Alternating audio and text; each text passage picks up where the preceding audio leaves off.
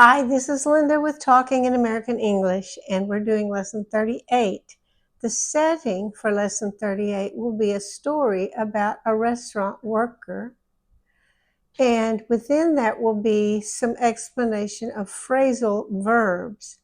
These will end in either up or off. There are other endings for a phrasal verb that I won't talk about today, but a phrasal verb is one that normally would be one word and then it would go through its forms. But here we have an extra word added to change the meaning of the original verb, and it's considered one verb, but it takes two words to say it. So let's look at some. Here's the story of a restaurant worker, and within the story I have got these in dark print because they are those phrases I was talking about. If you see a line like that, it's a wiggly line, it means we're going to talk about the pronunciation of that a little bit at the end. But here's the story of the restaurant worker. My name is Jim. I worked in a restaurant before I was laid off. I got up by 5 a.m., showed up very early, and got off late. I cleaned up the kitchen and cleaned off the counters. I was laid up when I sprained my ankle, but I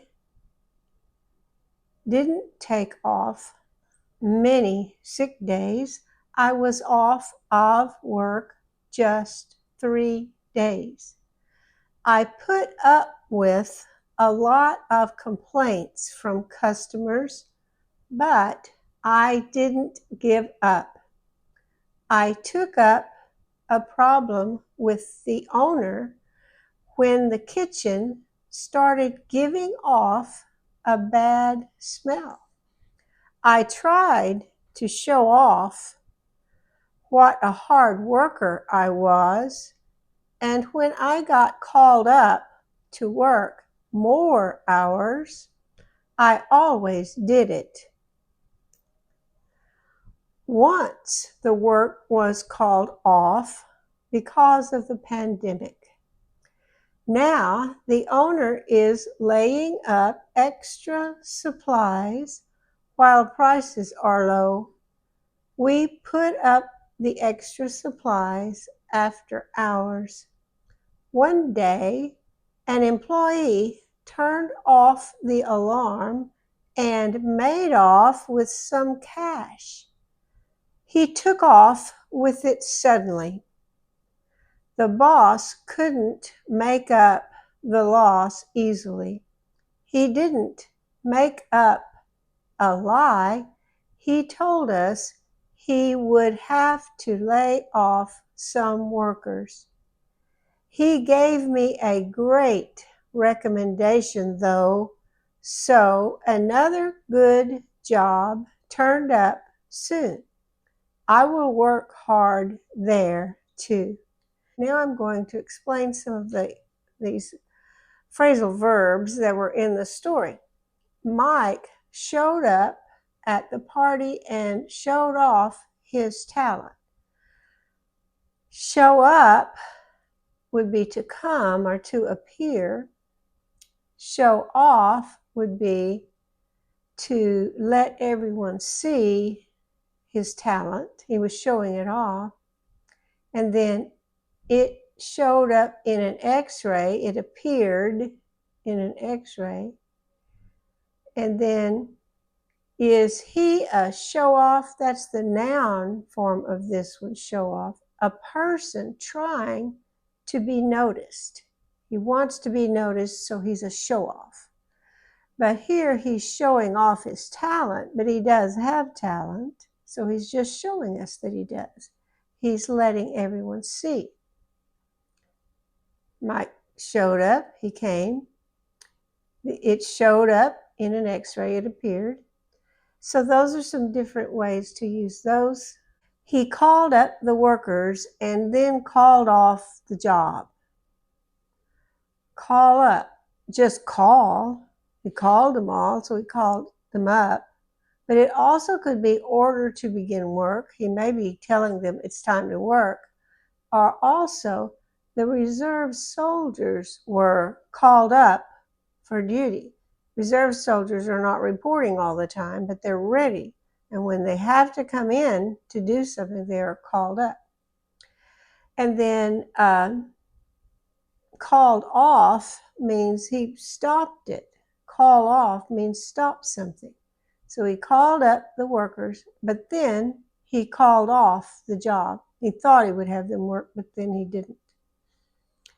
So we've got call up and call off. Then we have she gave up trying to keep it from giving off a bad odor. She was in the house, something smelled bad, I don't know what. She tried to get rid of the odor, but she never did, so she gave up. Give up means to quit or stop. She wasn't going to do it anymore.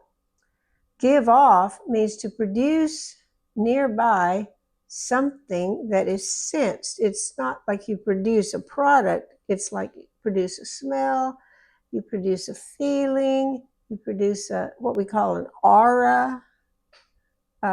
That's giving it off. Give off something. And the next one, put up and put off. How long will you put up with his silliness? He's so silly. How long will you put up with it? How long will you let it continue? You could also put up something. Help me put up the groceries we just bought. That means put where it belongs or store it somewhere. Put up. But put up with means to allow it to go on. Put off means to wait or postpone. I can't put off telling him. I'm going to have to tell him. I can't put it off. So put off is one. Get up means get out of bed. We know that. Or find within oneself. And we'll see that in the sentence. I get up early and get off late. Get off is stop work. How does he get up the courage? Where does he find it within him to have that courage? How does he get up the courage to face those bullies? He has to get up his courage. Get off my back. That means stop bothering me. It takes the whole thing actually to get the whole idea. Get off my back. You're not actually on my back, but you're bothering me. You just keep nagging and nagging. Don't talk about it anymore. Get off my back. Quit trying to make me do something that I don't want to do. Where do you get off saying that to me? This get off is like, I see you doing something that's kind of rude and audacious. Audacious, brave in a rude way. So why are you doing that? And it's not good. Why don't you stop? Where do you get off saying that to me? Where do you find the audacity? The brave in a rude way. Where do you find the audacity to say that to me? And next we have lay up and lay off. Now lay up can mean store away, put it away that we had earlier, put up. And it can also mean save. Be in bed a long time. If you have an injury, you may be laid up. Lay off, stop bothering someone, like we said. And then be fired from a job. You can say, get off my back or lay off me. They both mean the same thing. I will lay up some wood for winter. That's storing it away. I was laid up for a week after my accident. Maybe I was skiing and I broke my leg and I had to stay in bed a long time. I was laid up. Lay off me, please, means the same thing as get off my back. Quit bothering me. Go away. And then he will lay off the workers. He means they can't work anymore. I'm closing that job down. You can't work here anymore. Be fired from a job. And then take up and take off. It will take up a lot of time to take up this problem. Take up means use a lot of time or spend a lot of time. And then the other take up means to consider it, to think or talk about it carefully. If we take up that problem, we're thinking and talking about it carefully, we're considering it. But here, I will take up a lot of time with it is use a lot of time or spend a lot of time. And then the teacher takes up the test papers. That means gather them, collect them, gets the paper from each student. That's taking up the papers. He will take off his coat, he takes it off, when the plane takes off, starts going, especially going up. So their definition, take off, remove, he takes off his coat, or the other one, start moving forward or move into the air, take off. The rabbit takes off running. It's not running, it suddenly runs, it takes off. Start moving forward, and usually very quickly. But the plane takes off, flying. And then turn up or turn off. Don't turn off the radio. That means turn it so that it's not working anymore. Or turn it up. That means turn the knob so that it's louder. Turn it up or turn it off. I thought my wallet was lost, but it turned up later. That means found it. I found it to be found, but it turned up later. So we've got turn up for volume and turn up for being lost and then found. His rude actions turn me off. To turn off could be to stop a machine from working, like turn off the radio. It's not working anymore, you made it stop. Or it could be make unappealing. If a person is trying to get your attention and maybe flatter you, but they're doing it in a way that just really bothers you, that's a turnoff. His rude actions turned me off. I thought I would be interested, but no, I'm not interested. This turns me off. Not interested. And then we have makeup. Now there is the makeup that you put on your face, but I'm not including that in the sentences. There's also makeup to end a fight and makeup to imagine and tell. The men made up and stopped arguing. That means they were mad at each other, but they're not mad anymore, so they make up. They made up. Mom makes up stories for the kids. She just imagines stories. It's not reading a book. She just tells a story that she gets out of her head. So mom makes up stories for the kids.